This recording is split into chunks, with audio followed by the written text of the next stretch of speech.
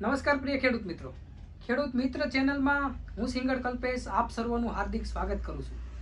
તો ખેડૂત મિત્રો, આજે આપણે વાત કરવાની છે કે જે અત્યારે હાલના વાતાવરણને ધ્યાને લઈને જોવા જઈએ ઘઉંના પાકની અંદર, તો ઘઉંના પાકમાં જે નાળોટનો પ્રશ્ન ખૂબ જ મોટો છે। જો ખેડૂતની ભાષામાં વાત કરીએ તો નાળોટ છે તેનો પ્રશ્ન ખૂબ જ અત્યારે ભયભીત થવા લાગ્યો છે અને મોટો છે।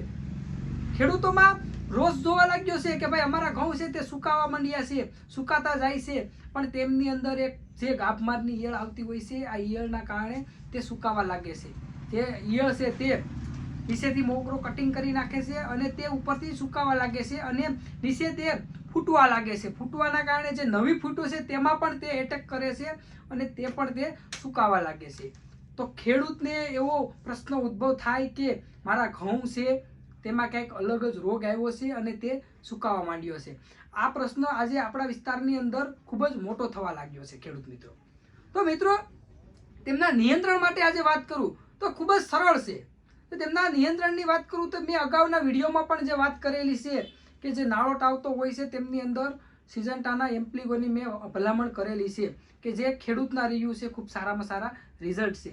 સિઝન્ટાના એમ્પ્લિગોની વાત કરીએ ઘઉંના પાકની અંદર, તો ઘઉંના પાકમાં તે પ્રતિ પંપ 10 ml નાખવું એમ્પ્લિગો છે તે પ્રતિ પંપ 10 ml નાખી અને તેમની સાથે બને તો સ્ટીકર નાખીને છંટકાવ કરવો, અથવા તો તેમાં જે એરિસ કંપનીનું એક્વાયરાઇડ આવે છે તે પ્રતિ પંપ 25 ml નાખી એમ્પ્લિગો સાથે પ્રતિ પંપ 25 ml નાખી અને છંટકાવ કરવો। ખૂબ સારામાં સારા તેવા ઘઉંની અંદર પરિણામ મળે છે ખેડૂત મિત્રો।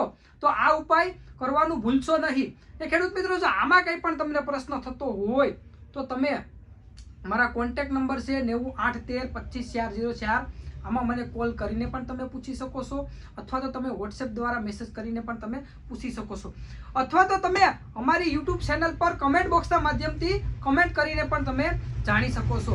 તો ખેડૂત મિત્રો, આપની વચ્ચેથી રજા લેવાનો સમય થઈ ગયો છું, રજા લઉં છું। જય જવાન, જય કિસાન।